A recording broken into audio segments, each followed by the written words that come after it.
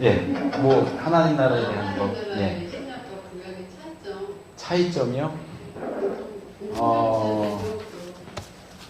제가 생각하기에는 없어요. 차이점. 구약의 하나님 나라와 신약의 하나님 나라의 특별한 차이점은 없습니다. 근데 보통 예. 그 예수님 그 초림 예. 이후에 하나님 나라가 맞다는 거죠.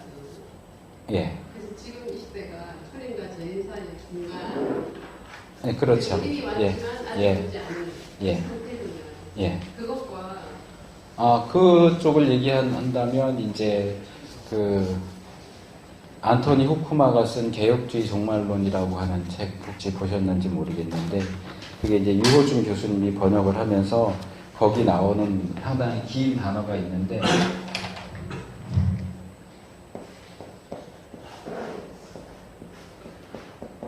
prophetic for shortening이라고 하냐. 자, prophetic은 말씀 안 되겠죠. 이제 for는 이제 먼다, 멀리 본다 그런 의미고요. short, 짧다.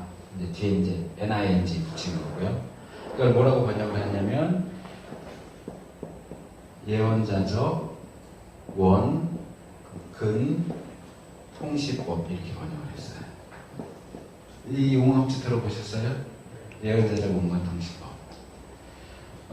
이제 하나님 나라라고 할 때 우리가 보통 이제 신약에서만 하나님의 나라를 다루거든요. 예수님의 초림하면서 여기서 이제 이미와 아직을 얘기할 때 이런 도식을 이제 그리잖아요.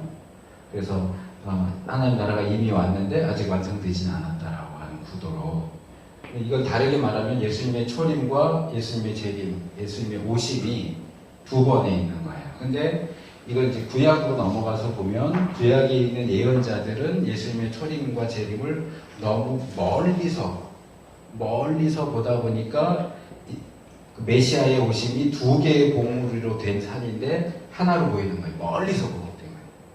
그래서 예언자들이 이 메시아의 오심, 여호와의 날에 대한 예언에는 초림에 대한 내용과 재림에 대한 내용이 섞여 있어요.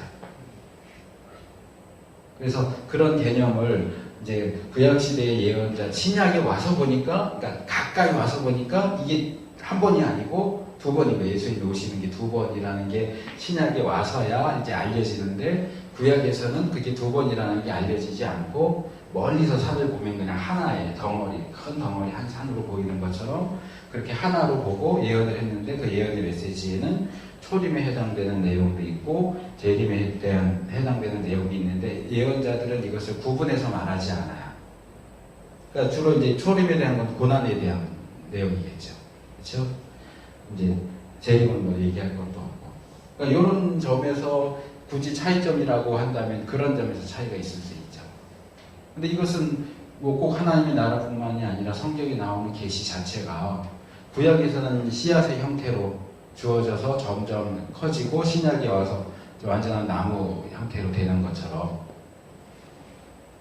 이제 그런 형태이기 때문에 저는 이제 이건 그렇게 특별한 차이점이라고 생각하지는 않고 그 계시의 발전에 있어서 그런 정도의 차이인 거지 이것이 구약의 하나님 나라와 신약의 하나님 나라의 결정적인 차이점이다라고 말하기는 힘들어요. 구약이 말하는 하나님 나라와 신약이 말하는 하나님 나라는 같아요.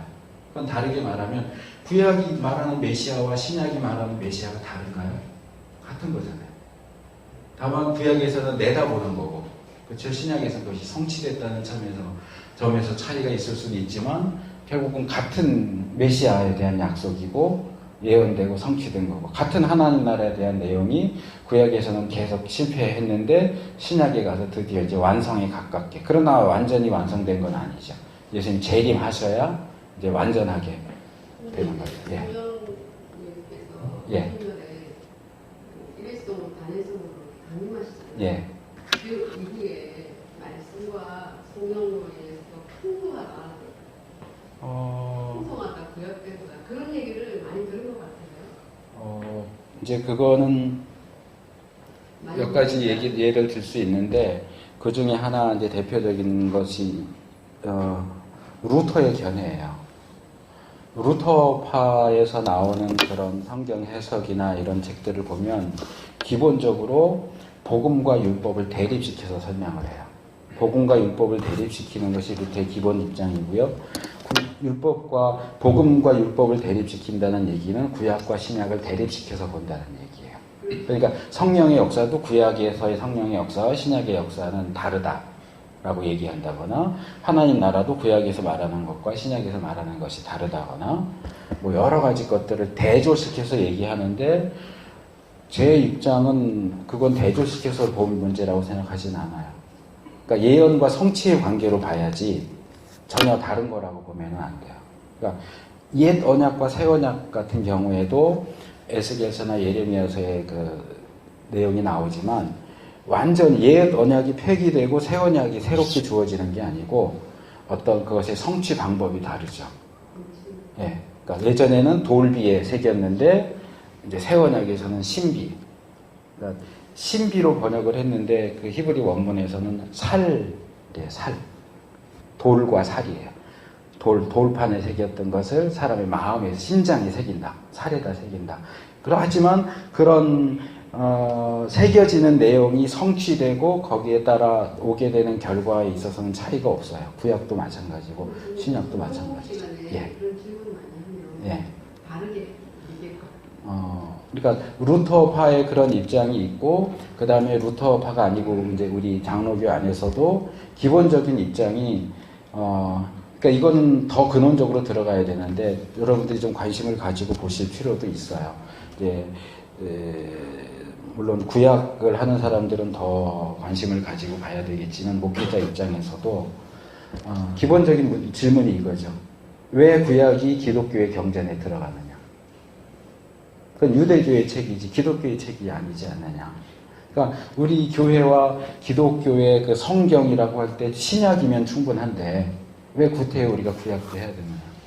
구약에서 얘기한 내용들이 신약에서 다 성취가 됐고 다 이루어졌으면 우린 신약만 보면 되지 왜 구약을 봐야 되느냐. 이 초대교회에서부터 내려오는 논쟁거리거든요. 왜 구약도 기독교의 경전인가. 그래서 뭐 마르시온이라든가 이런 사람들, 또 하르낙이라든가 이런 사람들은 구약 성경을 기독교 경전에서 배제시키려고 하는 그런 입장을 취해요. 구약 필요 없다.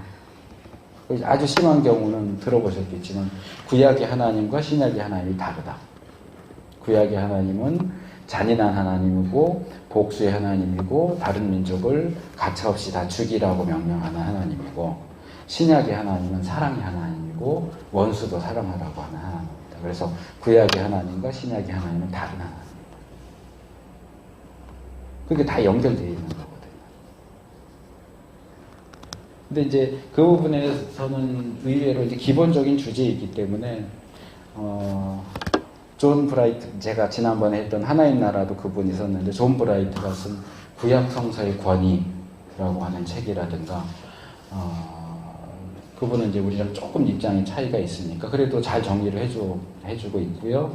그 다음에 그 월터 카이저 주니어가 쓴 새롭게 본 구약 성경인가, 그것도 이제 좀 번역되긴 오래되긴 했지만 거기서도 이제 그 문제를 잘 다뤄주고 있어요. 왜 우리가 구약을 우리 기독교인의 성경, 정경으로 인정해야 하고 우리가 구약에서 어떤 것들을 얻을 수 있는가 하는 그런 문제를 잘 다루고 있는데, 그러니까 그런 부분에 있어서 지금 전사님 말씀하신 교회 안에서 목사님들이 그렇게 대립적으로 또는 대조적으로 얘기하는 것의 기본적인 어떤 입장은 구약과 신약을 구분시키고 분리시키려고 하는 그런 기본적인 입장이 기독교 안에 있는 거예요.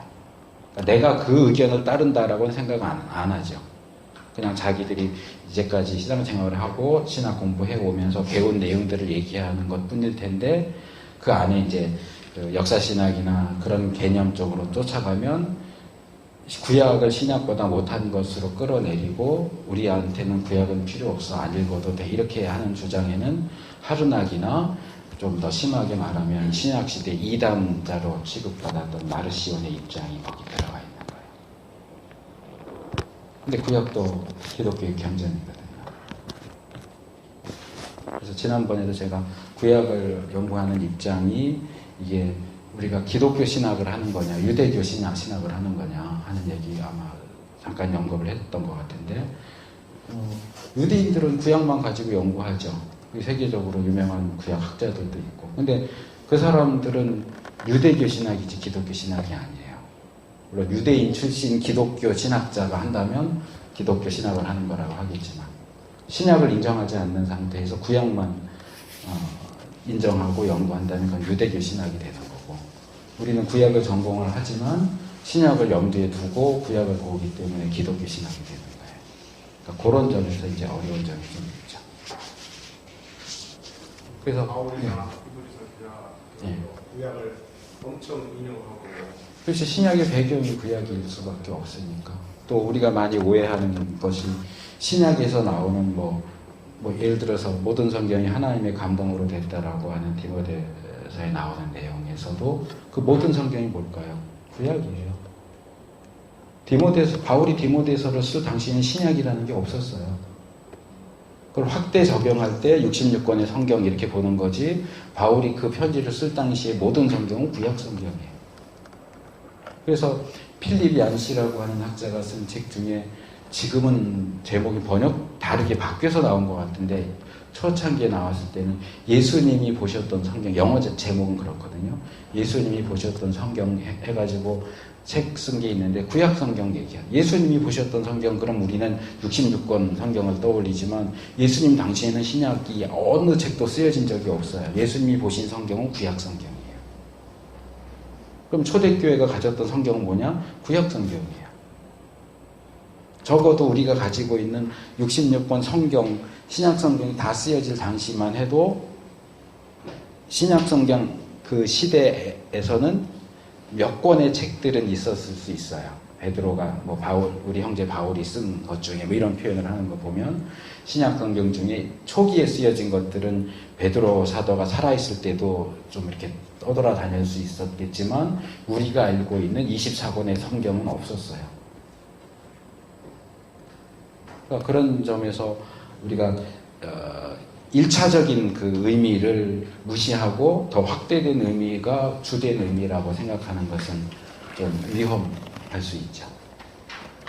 그러니까 확대했을 때 66권 성경인 거고, 그 본문 자체를 얘기할 때는 구약 성경인 거예요. 그럼 예수님이 또 사도들이 구약 성경을 자기들의 성경으로 사용했다고 한다면 우리가 구약 성경을 버릴 수는 없죠. 우리는 이제 기독교니까 구약 우리랑 상관이 없어. 아니요. 예수님이 엠마오로 가던 제자들 만나서 말씀을 풀어주면서 메시아가 고난받고 죽고 부활할 것을 얘기하셨잖아요. 어느 말씀이요? 구약 성경이요. 사도들이 예수님을 전할 때 성경 말씀을 가지고 전했어요. 어느 성경이요? 구약 성경이에요. 신약 성경이 아니에요. 그런 점에서 구약은 우리한테 굉장히 중요한 유산인데, 일단은 구약은 분량 자체가 신약보다 훨씬 많고요. 그렇죠? 그리고 좀 우리랑 더 시간적이고 공간적인 그런 것들이 더 멀리 떨어져 있기 때문에 어렵고요. 그러다 보니까 이제 현대 교회들은 그 설교 본문, 이렇게 1년 설교 본문 쭉 보면 거의 신약 위주로 다루고, 구약은 거의 다루지 않고, 구약을 다룬다고 해도 다루는 본문이 제한되어 있어요. 창세기, 시편, 이런 책들 위주로 다루고 그 외에는 거의 다루지 않아요.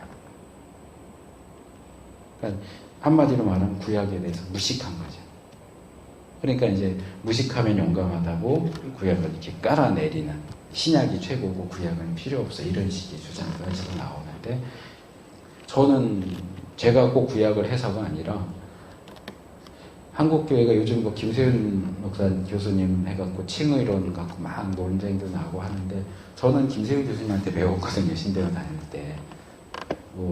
이제 시간이 많이 지났으니까 또 어떻게 변하셨을지는 모르겠지만, 제가 알고 있는 그분은 지금 이제 한국교회에서 몇몇 목사님들이 막 까잖아요. 김세윤 교수님에 대해서 막 까는데, 저는 그런 정도로 위험한 발언을 하신다고 생각하진 않아요. 행위가 없는 것이 기본적인 문제거든요. 예수 믿어서 구원을 받았다라고 주장하는데 행위가 없어요. 왜 행위가 없는데 과연 그게 구원받았다고 할 수 있겠느냐.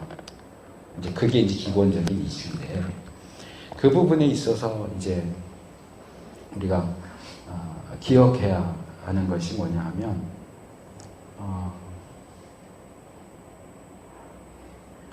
요즘 이렇게 얘기를 하다가 까먹어요. 자꾸 뭘 얘기하려고 했는지를. 분명히 이유가 있어서 김세인 교수님 얘기를 꺼냈는데 그 전에 제가 뭐 얘기했죠? 김세인 교수님 얘기 꺼내기 전에 혹시 기억하시는 분? 교수님이 가보는데 예? 칭. 예? 구약에 예, 생각났어요. 교회가 너무 신약만 강조하기 때문에 그래요. 신약의 기본적이고 가장 중요한 메시지는 예수 믿고 구원받는 거예요. 윤리에 대한 가르침이 없지는 않지만 상당히 원론적인 부분만 얘기를 해요. 그런데 구약은 실제 삶에 있어서 실제적인 예들을 통해서 굉장히 풍부하게 삶에 대해서 얘기를 하고 있거든요. 예? 일생? 다른 일생. 그래서 이제 율법이라고 할 때, 이 율법의 용법 얘기할 때, 이제 루터가 두 가지를 얘기했어요. 첫째는 죄를 깨닫게 한다. 둘째, 우리를 예수 그리스도 앞으로 인도한다. 이게 루터는 두 가지만 얘기를 해요. 근데 이제 칼빈이 세 번째, 그래서 우리가 그걸 제3의 용법이라고 말해요. 제3의 용법, 제3의 용법을 얘기를 하죠. 그래서 우리가 구약, 율법 이꼴 구약이라고 할 때 구약을 통해서 우리가 죄를 깨닫고 그런데 율법은 우리의 죄의 문제를 해결해 주지 못하잖아요. 그러니까 율법을 통해서는 해결이 안 되니까 안 되는구나 해서 예수 그리스도 앞으로 왔어요. 그러면 구약과 율법이 할 수 있는 일은 그걸로 끝이냐라고 할 때 루터는 그렇다고 얘기를 해요. 그렇기 때문에 율법과 그리스도를 대조시켜서 율법과 복음을 대조시켜서 대립시켜서 말하는 거예요. 그런데 칼빈은 여기에 율법의 용부가 하나가 더 있다고 얘기하는 거예요. 그럼 우리가 예수 믿어서 구원받았을 때 구원받은 자로서 하나님을 사랑하고 하나님의 백성답게 살 때 어떻게 살아야 하느냐라고 할 때 다시 구약으로 가야 된다는 거예요. 이렇게 바꿔서 말할 수 있어요. 유대인 랍비들은 구약에 나와 있는 율법을 총 613개로 정리를 합니다. 하라가 248개, 하지 말라가 365개 있다고 얘기를 해요. 이 613개의 율법을 압축시키면 뭐가 되냐 하면 10계명이 돼요. 10개의 계명이에요. 근데 이 10개의 계명을 또 압축시키면 뭐가 될까요? 2개가 돼요. 사랑의 이중계명. 하나님 사랑과 사람. 자, 이게 이제 구약과 신약의 전반적인 그런 가르침이라고 할 때 여기까지가 구약이고 여기 신약이란 말이에요. 그러면 신약 이후 시대에 사는 우리가 율법을 통해서 죄를 깨닫고 율법이 우리 죄를 해결해 주지 못하기 때문에 예수님께 와서 예수님 믿고 구원을 받았어요. 그럼 구원받은 하나님의 백성으로서 어떻게 살아야 할까? 라고 할 때 하나님을 사랑해라, 사람을 사랑해라 이렇게 되죠. 그럼 하나님 어떻게 사랑할 거예요? 사람을 어떻게 사랑하죠? 구체적인 상황으로 들어가면 다시 거꾸로 올라가야 돼요. 여기 하나님 사랑에 대한 4개, 인간 사랑에 대한 6개가 나오죠. 근데 이것도 사실 굉장히 포괄적이잖아요. 그럼 이걸 다시 또 구체적으로 어떻게? 라고 물어보면 일로 가는 거예요. 그러니까 이것을 이제 율법, 제가 이제 모세오경 강의할 때 말씀을 드렸지만 이 토라라고 하는 히브리 단어를 율법으로 번역한 건 굉장한 실수예요. 히브리어 토라는 법이 아니에요. 디렉션이에요. 방향 지시예요. 우리가 하나님이 창조하신 사람, 피조물로서 하나님의 백성으로 어떻게 살아야 할지. 그래서 저는 이제 이거를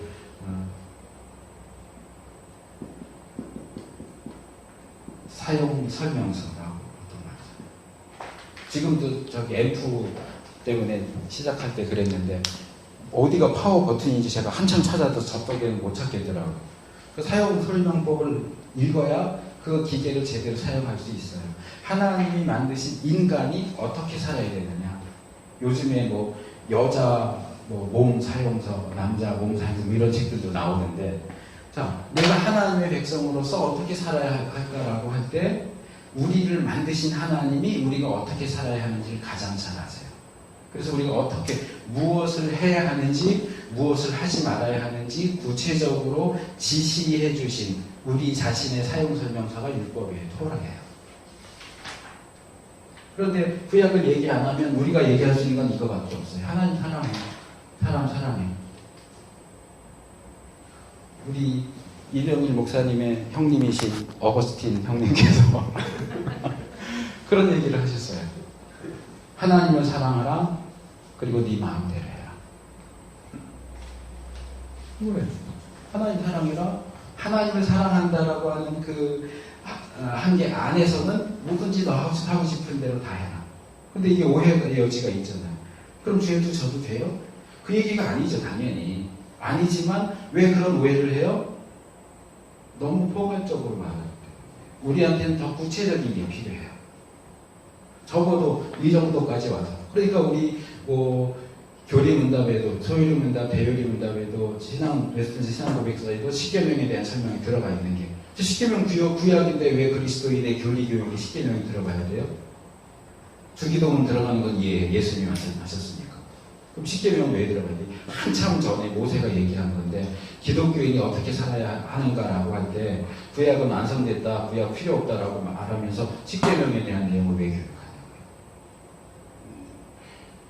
다른 신을 섬기지 마라. 하나님의 형상화하지 마라. 하나님의 이름 함부로 말하지 마라. 안식일 거룩하게 지켜라. 그렇게 좀 구체적으로 얘기해야 하나님을 사랑하는 게 어떻게 하는 거구나 하는 걸 알 수 있어요. 근데 사실 십계명도 상당히 포괄적이거든요. 칼빈이 말하는 제3의 영법이 이런 거예요. 그러니까 우리는 구원받기 위해서 이걸 지키는 게 아니에요.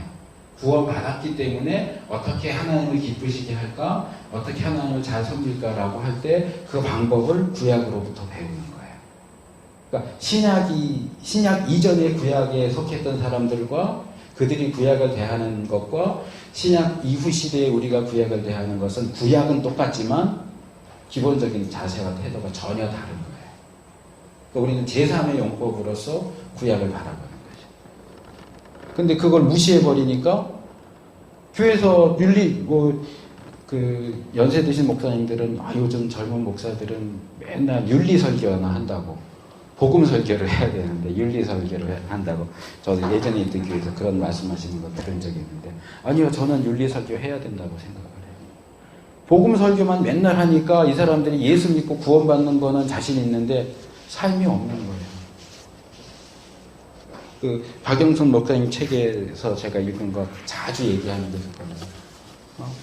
나이 많으신 권사님이 새벽 기도에 열심히 참석합니다. 기도 열심히 하시고 기도에 끝나면 집에 가는 길에 남의 밭에 들려서 무 뽑아가지고 며느리 주면서 야, 이거 반찬해라. 그 도둑질이잖아요. 근데 새벽 기도 열심히 해서 기도했기 때문에 남의 밭에서 무 뽑는 것이 전혀 문제가 된다는 생각이 없는 거예요. 은혜를 주셨다. 그러니까 이제 삶이 없는 거예요. 복음은 있는데, 구원은 있는데 삶이 없어요. 사실 복음 안에 삶이 들어가 있는 건데, 근데 이제 신약은 그 복음과 구원에 대해서 중점적으로 얘기하다 보니까 삶이 살짝 좀 묻히는 그런 감이 있어요. 근데 이 삶에 대한 부분은 구약에서 사실 본격적으로 얘기해 주거든요. 뭐 예를 들면 구덩이를 팠으면 덮어라. 집을 지으면 옥상에 난간을 만들어라. 신명기 보면 그런 것들이 나와요. 제가 한 중학교, 고등학교 때 그런 사고 많이 났었어요. 서울의 한강변에. 마사토 채취한다고 파놓고 처치를 안 해서 애들이 놀다가 빠져서 죽는 그런. 아니, 거기 흙을 뭉텅 패갔으면 뭘 덮어놓든지 가지 말라고 표시를 해놔야 될 거 아니에요. 근데 아무렇게도 안 해놓으니까 애들이 가다가 다 죽어요. 왜 집을 지을 때 옥상에 난간을 만들려고 그래요?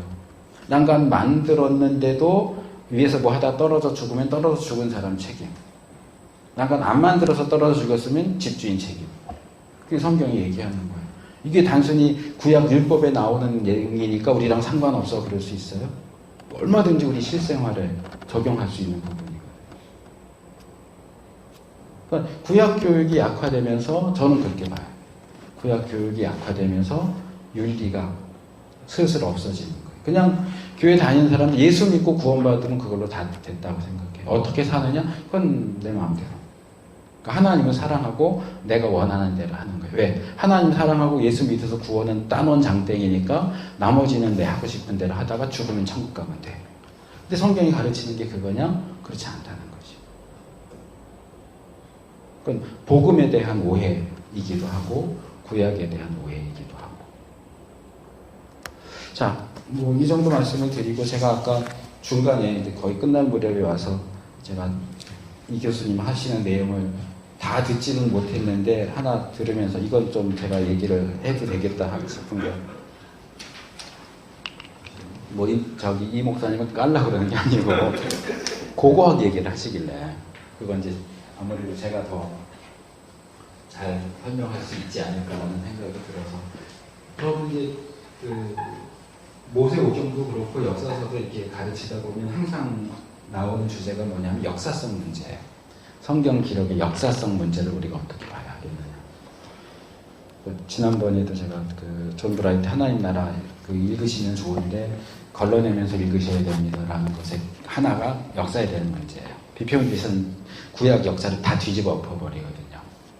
다시 재배를 해버려요. 그러니까 그런 부분을 우리가 뭐 잘 모르는 사이에 그냥 받아들일 수 있기 때문에 그런 부분으로 조심을 해야 되는데, 자, 땅을 팠더니 이거부터 해야 됩니다. 이 신학계에서 성서신학에서 우리가 하나 기억해야 될 중요한 용어가 있는데 이거예요. 미니멀리즘이라고 하는 거예요. 미니는 아시죠? 이걸 최소주의라고 해요. 채소가 아니고 최소주의. 그러니까 최소한만 믿겠다고 하는 입장인 거예요. 그러니까 성경에 기록이 나와 있지만 성경에 기록되어 있다고 다 믿는 게 아니고 땅 파봐서 증거물이 나와야 증거물이 나온 것에 한해서만 믿겠다. 그래서 한 3, 4년 전인데 제가 어떤 책을 보다가 깜짝 놀란 게 세계적으로 유명한 고고학자예요. 핑컬스타인이라든가 뭐 이런 사람들인데 이 사람들 주장이 뭐냐 하면 다윗 왕국 믿을 수 없다는 거예요. 솔로몬까지는 고고학자료가 나왔어요. 그러니까 솔로몬까지는 사실이라고 믿겠는데 다윗에 대한 자료는 나오지 않았다는 거예요. 그러니까 다윗은 이스라엘 사람들이 만들어낸 거지 실존 인물이 아니다. 다윗 왕국도 실존하는 왕국이 아니다. 깜짝 놀랐어요. 그게 대표적인 최소주의예요. 이게 다윗도 인정을 안 하는데 족장들이 인정하겠어요? 다 가짜다. 근데 이제 고고학적 발굴들 대비해서 지금은 이제 다윗 쪽도 자료들이 나왔어요.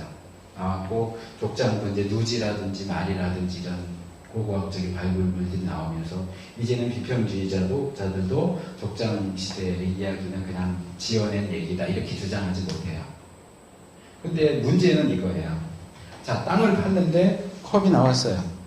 이게 감정을 해보니까 아브라함 살던 시대의 거예요. 그러면 아브라함이 살던 시대에 컵이 나왔으면 성경에 기록된 아브라함에 대한 기록이 입증됐다라고 말할 수 있을까요? 고고학적인 물건이 나왔으니까? 아니요, 전혀 그렇지 않아요. 똑같은 컵을 놓고 우리 보수주의자들은 자, 이거 컵 나왔다. 컵 봐라. 이거 성경 말이 맞지? 라고 얘기해요. 근데 똑같은 그 컵을 보고 비평주의자는 자, 이거 봐, 컵 봐. 성경이 틀렸지? 라고 얘기해요. 이거는 어떤 객관적인 사실의 팩트의 문제가 아니고 해석의 문제예요. 자, 만약에 이 컵에 이 컵은 아브라함 것 이렇게 썼다고 만약에 여기 컵에 써 있다고 그래요. 그러면 이 아브라함의 존재가 입증된 건가요? 이 아브라함이 성경에 말하는 아브라함인지 그쪽 근처 살던 다른 아브라함인지 어떻게 알아요? 이것도 똑같아요. 자, 이 컵은 아브라함 것이라고 써져 있는 컵이 나왔다 할지라도 포스주의자는 당연히 이건 성경을 입증하는 거라고 얘기할 거고, 비표주의자들은 이게 그 아브라함인지 어떻게 하냐고. 그럼 만약에 여기에 아브라함 것, 이삭의 아버지이며 야곱의 할아버지이며 요셉의 증조 할아버지인 아브라함 것 이렇게 써 있는 컵이 나왔다고 해요. 그럼 입증이 됐을까요? 우리 보수주의자는 박수치면서 거봐, 이거만큼 확실한 증거가 어딨어 라고 말하겠지만, 비평주의자들은 뭐라고 얘기할까요? 이건 조작이야. 후대 사람이 이렇게 새겨서는 없을 거야. 성경을 입증하겠다는 그런 의도로. 그래서 이건 기본적으로 어떤 사실의 문제이긴 하지만, 사실의 문제이기도 하지만 동시에 이건 신앙의 문제. 내가 그걸 믿고 싶으냐 아니냐의 문제. 진화론과 창조론의 논쟁도 그런 거고, 고고학의 문제도 그래요. 그래서 제가 많이 강조하는 게 뭐냐면, 우리 기독교와 기독교 신앙은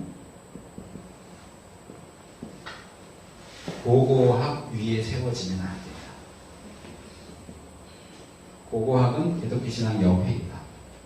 내가 우리에게 도움이 되는 내용들을 얘기해주면 땡큐. 고고학적으로 입증이 안 됐으면 우리 기독교 신앙 또는 성경 이야기가 보류 이래야 되나요? 아니요. 고고학 안 남았어도 성경의 내용을 우리가 믿는 거예요. 그래서 고고학, 기독교와 신앙과 성경에 대한 그런 것들을 고고학에 기대도록, 우리 고고학에 기대면 안 돼요. 창조과학도 마찬가지예요. 자꾸 기독교 신앙을 창조과학 위에 세우려고 그래요. 그러다가 창조과학에서 어떤 내용을 이상한 내용을 얘기해서 창조과학이 욕을 먹는다. 그러면 창조과학이 이만큼 무너지면 여기에 기대있던 기독교도 이만큼 무너진다? 아니요. 그렇게 하면 안 돼요. 창조과학이 우리에게 도움되는 내용을 얘기하면 땡큐. 틀린 얘기하면 아니 별개예요. 도움은 받을 수 있지만 그렇다고 해서 자꾸 우리 기독교 신앙을 창조과학 위에 세우려고 그러고 고고학 위에 세우려고 그러면 안 돼요. 가까이 하기에 너무 먼 당신 정도로 이렇게 거리를 두고, 그렇다고 적대시할 것도 없고, 너무 편삼아서 봐라 고고학이 증거하니까 이게 성경 기록이 맞지. 성경 기록의 진실성이 고고학에 근거하나요? 아니에요. 아브라함이 살던 시대에 모든 물건이 다 땅에 묻혔어요? 묻혀있는 그 물건들이 다 파헤칠 수 있어요? 아니요. 고고학은 어느 정도는 확률이에요. 다윗 시대를 입증할 수 있는 걸 우리가 정말 지난번에 어느 분이 그러는데, 이스라엘은 땅 파는 것도 마음대로 못한대요. 땅 파면 그 유물 같은 거 나오니까 국가 허락을 받아야 땅을 팔 수 있지. 그런 발굴을 막 자기 마음대로 못한다고 그러더라고요. 어딜 파도 그런 게 많이 나오니까. 근데 다 묻힐 수도 없고 묻힌 걸 다 캐낼 수도 없어요. 그러니까 결국 고고학적인 발굴이라는 것은 그 근원적인 측면에서 제한적일 수밖에 없어요. 그 제한성을 인정하고, 고고학은 거기가 네 자리야 하고 거기 놔둬야지 자꾸 끌어당겨갖고 너 무너지면 나도 무너진다. 아니요. 그러면 안 돼요. 기독교 신앙은 기독교 신앙으로서 무소의 뿔처럼 홀로 가야지 자꾸 여기에 기대고 저기에 기대고 그러려고 하면 안 돼요. 그런 과학이나 뭐 역사나 고고학이나 이런 것들이 우리 기독교 신앙에 또 성경을 어떤 입증하는 데 도움이 되는 내용이 있다면 얼마든지 땡큐 하고 갖다 쓰면 돼요. 근데 거기에 기대면 안 돼요. 그 말씀을 좀 드려야 되겠다 생각을 해서 말씀을 드렸고요. 자, 이제 오늘 우리가 다뤄야 할 주제로 들어가겠습니다. 자, 오늘 우리가 다룰 것은 나선현, 하강, 곡선, 구약 역사서의 주요 인물들 읽기라고 했는데, 제가 이제 강의안을 좀 더 구체적으로 준비하면서는 여호수아서에서 룻기까지를 일단 중점적으로 다뤄야 되겠다라고 생각을 했고요. 먼저 이 나선형 하강이라고 하는 그 표현을 좀 설명할 필요가 있는데, 뭐 요즘에도 계속 이 구약 개론에 대한 책들은 계속 나오고 있어서, 가장 요즘 최근에 나온 게 유진 메릴하고 뭐 루커 이런 사람들이 쓴 현대인을 위한 구약 개론인데, 큰 책 나온 게 있던데 그거 괜찮다고 그러긴 하던데 일단 제가 읽어본 것으로는 이 트램퍼 롱맨하고 레이먼드 딜라드가 같이 쓴 최신 구약개론 그 책 참 괜찮은 책이에요. 그 이제 개정판으로 나오는데 이제 거기 사사기와 열왕기에 나오는 두 개의 부분을 제가 거기 인용해 놨습니다. 자, 뭐 사사기는 기본적인 그 사이클이 있는 거 다 아시죠? 설명 안 드려도 되겠죠?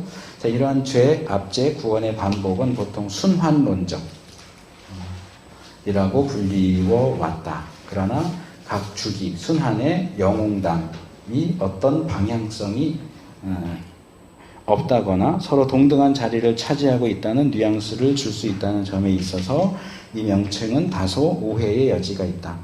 좀 더 나은 용어는 나선형 하강이다. 각 주기의 영웅담은 그 이전에 나오는 영웅담들과 대동소이한 내용들을 반복하고 있는 것들이 아니라 각 사사들의 자질 및 그들의 지도력이 점점 더 하락하고 있음을 보여준다. 그러니까 이것은 해석학에서도 이 용어는 중요하게 사용이 됩니다.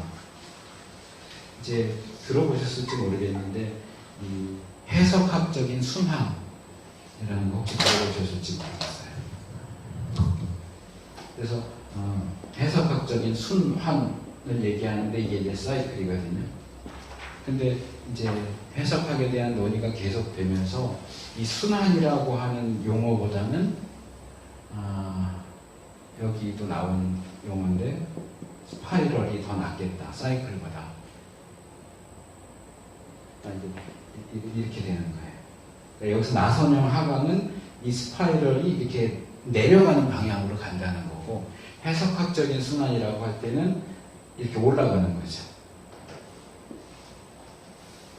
그러니까 뭐 예를 들어서 지식과 경험이라고 하면 지식이 경험에 영향을 주어서 한 단계 올라가게 하고 이 경험은 다시 지식에 영향을 줘서 한 단계 올라가게 하고 이렇게 계속 서로 상승작용을 일으키는 거죠.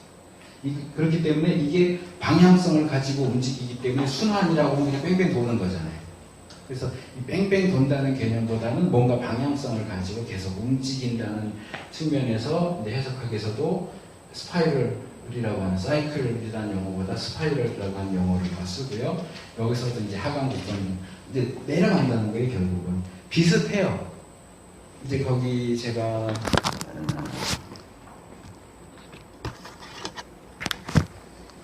10페이지에 보시면 그 두 번째 표 이제 사사기 기록의 틀 하면 여기 이제 기본적으로 온니엘 첫 사사인 온니엘에는 거의 다 나와 있어요. 우리가 이제 단순화시켜서 뭐 범죄하고 징계하고 회개하고 구원하고 이렇게 단순하게 얘기하지만 여기 있는 것처럼 악을 행했다, 바알과 다른 신을 섬겼다, 하나님이 진노하셨다, 붙이셨다, 섬겼다, 부르짖음, 구원케함, 신이 임하고 사사가 되어 전쟁을 주도하고 물리치고 평화를 누리고 언제까지. 이게 이제 기본적인 틀이에요. 온니엘은 이게 다 나와요. 근데 이제 그 뒤에 에훗, 드보라, 기돈 쭉 가면서는 어떤 것들은 나오는 게 있고 어떤 것들은 나오지 않는 게 있고 하면서 변화를 줘요. 그러니까 이게 사이클이 아니라는 거예요. 비슷한 요소들이 나오지만 뒤로 가면 갈수록 보세요. 저기 뒤에 이제 삼손까지 대사사고 소사사들은 내용이 거의 안 나오고 보면 점점 줄어요. 이때 같으면 좀 특이하게 많이 나오거든요.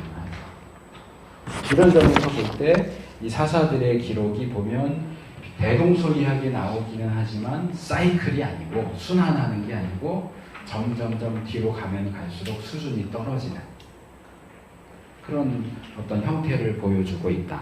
이 나선형 하강이 의미하는 게 그거예요. 근데 이제 이 분들이 쓴 책 열왕기서에 대한 설명을 보다 보면 제가 두 번째 인용해 놓은 건데 맥콘빌이라는 학자가 얘기하는 걸 소개를 하면서 열왕기도 마찬가지로 이게 점점 내려간다는 거죠. 그래서 땅의 밑줄 치는 것만 보면 땅의 약속과 이 약속이 이스라엘 경험 속에서 실체적으로 성취되는 것 사이의 틈이 점점 더 커지고 있다.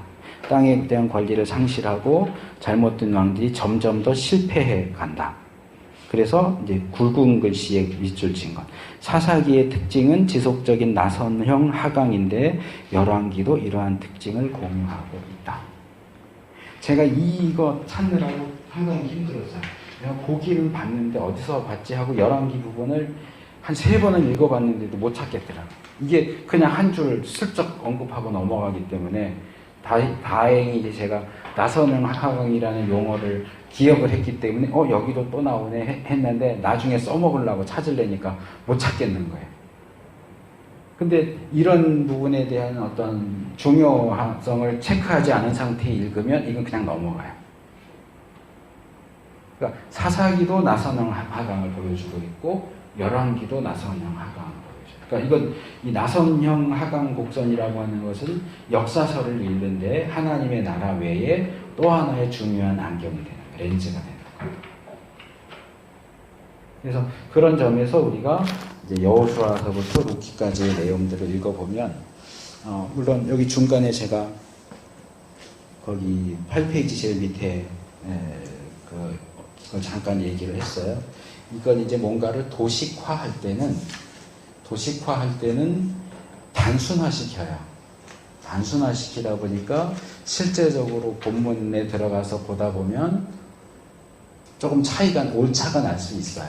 그러니까 이제 그런 오차들은 염두에 두시고 계시되 전반적인 흐름, 또 커다란 흐름은 지금 이 방향으로 흘러간다. 예를 들어서 왕들의 역사가 나선형 하강 곡선이다라고 얘기하지만 실제 열왕기서를 쭉 읽다 보면 하나님이 잘했어라고 칭찬하는 2명의 왕이 나와요. 히스기야하고 요시야죠. 히스기야도 중간 이후에 나오고요. 히스기야가 다스리던 시대에 북이스라엘이 멸망하거든요. 히스기야도 중간 이후에 나오고 요시야도 거의 끝에 나오죠.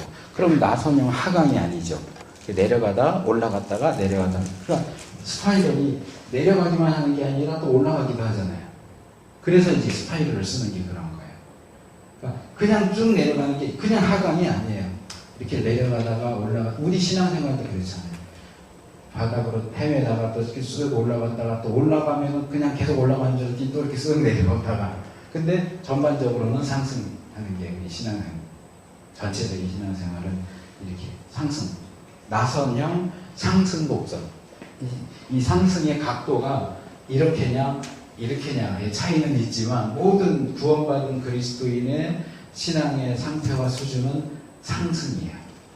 어떤 사람은 정말 상승하는지 아닌지 모를 정도로 거의 수평을 이루면서 상승하는 사람들이 있는가 하면 어떤 사람들은 정말 눈이 괄복상대 할 정도로 이렇게 확 가는 사람도 있고 그렇지만 어쨌든 참으로 구원받은 하나님의 백성이라면 상승 곡선을 이루어야 돼요. 근데 이제 문제는 하강 곡선을 이루면서 나 구원받았어 라고 말하는 사람들이 많다는 거죠. 한국 교회 안에. 그러니까 너 정말 구원받은 거 맞아? 라고 하는 문제가 제기가 되는 거예요. 구원받은 참 하나님의 백성이라면 정도의 차이는 있지만 어쨌든 상승으로 가는 거예요. 하강하면 아닐 가능성이 높다는 거죠. 어쨌든 그래서 여호수아서부터 보면 여호수아는 사실상 이 하강 곡선에 있어서 최고 정점이에요. 여호수아서 안에 잘못되거나 나쁜 것이 없는 건 아니에요. 있어요. 있지만 그래도 여기 표에 있는 것처럼 여호수아서와 사사기를 비교해 보면 거의 극과 극이에요. 여호수아서에는 좋은 것들만 쭉 나오고 사사기는 여호수아에 나왔던 좋은 것들은 하나도 발견이 안 될 정도로. 또 벌써 여호수아와 사사기만 놓고 봐도 완전히 거의 이렇게 뒤집어 엎었다고 할 수 있을 정도로 굉장히 차이가 많이 나죠. 여호수아 1장과 8장, 13장과 21장 이렇게 거기 도표 보시면 이 길갈과 실로를 중심으로 해서 여호수아의 그 사역이 어떻게 성공적으로, 그러니까 앞의 내용은 전쟁과 관련된 거고 뒤의 내용은 땅 분배와 관련된 거예요. 여호수아서는 두 부분으로 나눠져요. 전쟁과 그다음에 땅 분배. 근데 이 땅 분배가 이제 중요한 것은 실제로 땅을 나눠준 게 아니고 지도로 분배를 한 거라는 거예요. 그래서 사사기에 가면 계속 전쟁을 해야 되죠. 그건 지파별로 자기들에게 맡겨진 그 땅을 정말로 소유하기 위한 전투를 하는 겁니다. 그래서 이 전반적으로 볼 때 여호수아서는 상당히 긍정적이고 성공적인 내용을 우리에게 제시한다라고 할 수 있겠지만, 여기 하나 우리가 이제 기억해야 할 게 뭐냐면, 거기 오른쪽 페이지에 제가 써놨는데, 모세의 경우에는 자기의 죽음을 앞두고 후계자를 세웁니다. 하나님이 그렇게 명령하기도 하셨고, 모세가 알아서 여호수아를 자기 후계자로 세우는데, 여호수아는 모세의 죽음과 여호수아의 죽음은 상당히 흡사해요. 모세도 죽기 전에 모압 평지에서 백성들 모아놓고 설교하고 언약갱신을 해요. 그리고 2세대를 대상으로 언약갱신을 하고, 여호수아도 죽기 전에 세겜의 그 여호수아 24장에 보면 백성들을 모아놓고 쭉 다시 그동안에 있었던 내용들 정리하고, 너희 누굴 섬길 건지 선택해라 해서 다시 언약갱신을 해요. 상당히 비슷한데 중요한 차이점이 있어요. 여호수아는 후계자를 세우지 않는다는 거예요. 자, 여호수아는 왜 후계자를 세우지 않았을까요? 혹시 여러분 이 주제를 가지고 설교하신 적 있으신가요? 저도 거의 못 들어본 것 같긴 한데, 워낙 구약은 설교를 안 하니까 그런 것도 있는데, 그래서 어떤 분들은 이 여호수아의 실수다, 여호수아가 잘못했다, 자기 위에 모세가 했던 것처럼 자기도 자기를 대신할 후계자를 세우고 죽었어야 되는데 그러지 않았기 때문에 사사시대 같은, 우리가 보통 사사시대라고 할 때 암흑기라고 보잖아요. 그런 암흑기가 오게 된 거다. 사사시대와 같은 암흑기가 오게 된 것에는 후계자를 세우지 않고 죽은 여호수아의 책임이 크다. 이렇게 말씀하시는 분들도 꽤 있어요. 여러분들은 어떻게 생각하세요?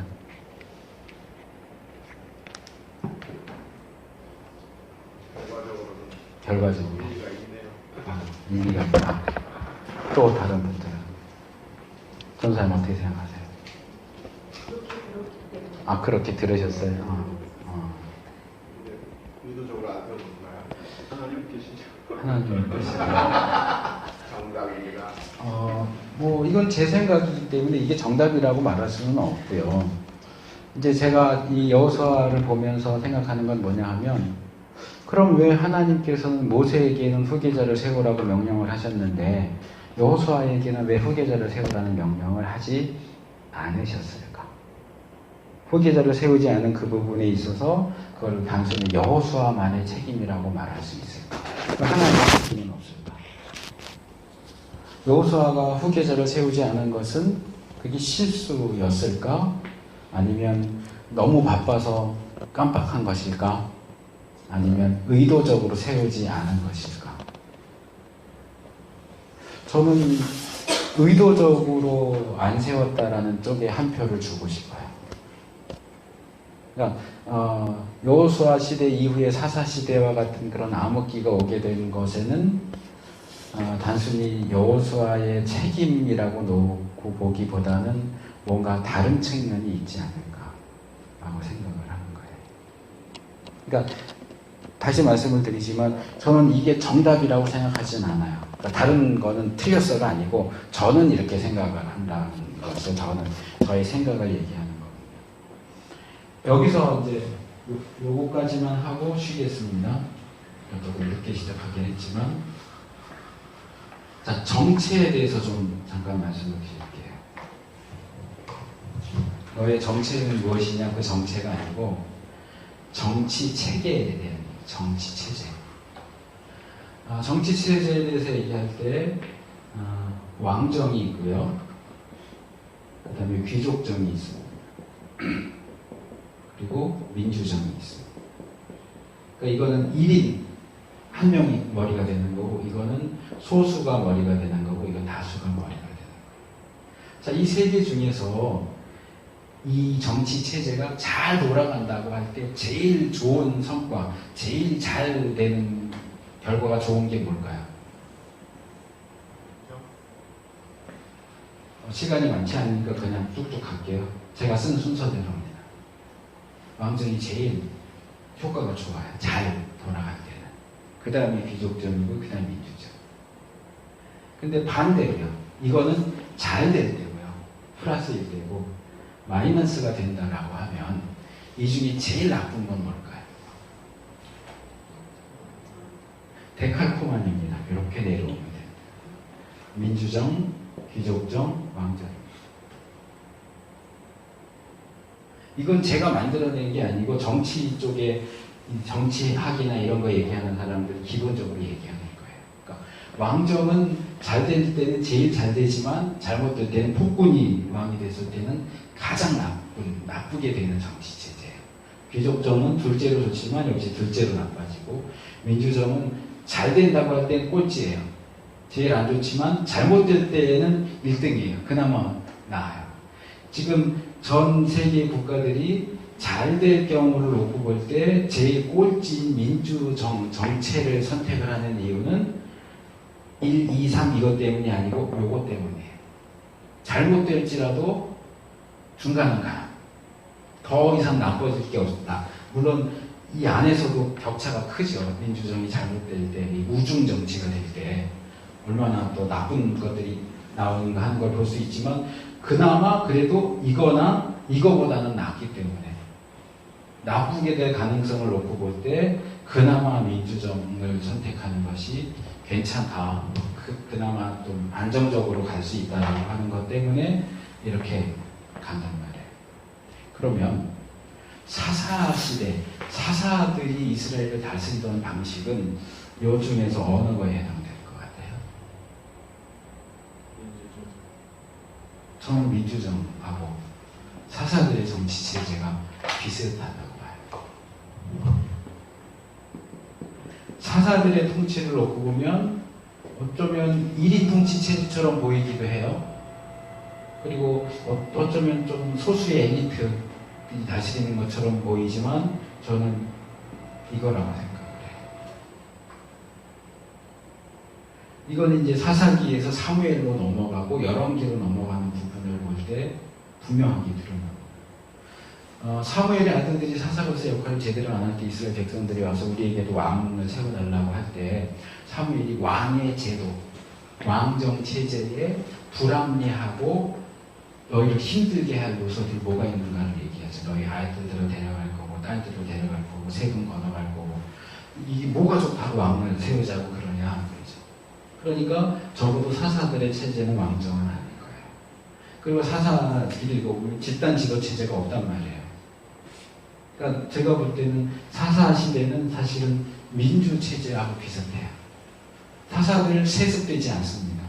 그렇죠? 왕궁을 짓지도 않아요. 세금을 걷지도 않아요. 다만 각 지파에서 위급한 일이 생겼을 때 일어나서 민족들을 구원하고 또 남은 세계를 다스리긴 하지만 왕처럼 다스리지 않아요. 그래서 지난번에 그 하나님 나라 거기 얘기할 때 보셨는지 모르겠는데 제가 그 브라이트는 사사들을 얘기할 때 카리스마적인 지도자 이렇게 얘기해요.